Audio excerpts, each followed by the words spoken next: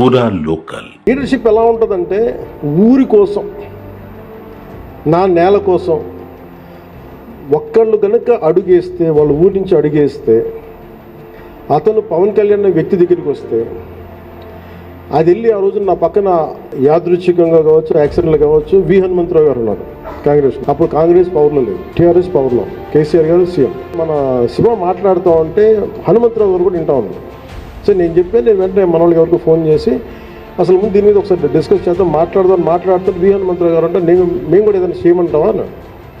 అలా స్టార్ట్ చేస్తే మేము రౌండ్ టేబుల్ కాన్ఫరెన్స్ పెట్టాం. దానికి అప్పుడు ఇంకా ఆయన పార్టీ హెడ్ కూడా అవ్వలేదు, రేవంత్ రెడ్డి గారు, కాంగ్రెస్ నాయకులు గారు ఉన్నారు, ఆయన వచ్చినారు, అందరూ కలిసాం, అన్ని పార్టీలు కలిసినాయి. జనసేన దగ్గరికి వస్తే అన్ని పార్టీలు కలిస్తే యురేనియం తవ్వకాలను ఆపేయమని అప్పుడు మన కేసీఆర్ గారు, అప్పుడు గౌరవ ముఖ్యమంత్రి, ఆయన తెలియజేశారు. అంటే నేను ఇది ఎందుకు చెప్తున్నానంటే, when you believe in an ideology, ఒక్క శివ అనే ఒక కుర్రాడు వెళ్ళి కదిలిస్తే ఎన్ని పార్టీలు కదిలిని ముఖ్యమంత్రి స్థాయి దాకా వెళ్ళింది. అది శక్తి, అది తెలంగాణ శక్తి.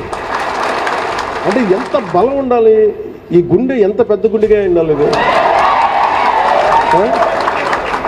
ఈ బుర్ర ఎంత బలమైన బుర్ర ఉండాలి. నాకు డబ్బున్న వాళ్ళు వద్దు, నాకు డబ్బున్న వాళ్ళు కావాలి, నిలబడేవాళ్ళు కావాలి. వీళ్ళు కదా రేపొద్దున మీరందరూ ఉన్నారు కదా, మీరు ఇలా ఆలోచించండి, నేల ఎందుకు కదలదో, శక్తి ఎందుకు రాదో, మార్పు ఎందుకు రాదో చూపిద్దాం. ఇది జనసేన. నేను చెప్తాను, మీరు ఊహించగలరా? నేను పట్టుకుంటాను, అది నాకు కనిపిస్తాడు మనిషి, ఎందుకంటే నేను అలాంటి కాబట్టి నేను పట్టుకుంటాను, నా అలాంటి పట్టుకుంటాను. శివ ఒక్కడొచ్చి ఇంతమంది కదిలిస్తే, ఇలాంటి శివ ఊరికొకటి తయారైతే దేశం బాగుపడదు. ఇది నేను ఎన్ని ఉదాహరణలు చెప్తా, ఎగ్జాంపుల్ అంటే నాకు ఎంత ఇన్స్పిరేషన్ అంటే Shiva it's a true story, success story. ఇప్పుడు నన్ను ఎవరైనా సినిమా హీరోగా మనం చప్పట్లు కొట్టేస్తాం, పవన్ కళ్యాణ్ చూడగానే చప్పట్లు కొడితే ఏలేస్తాం కాదు, నిజమైన హీరోలు వీళ్ళని కదా మనం తీసుకోవాలి.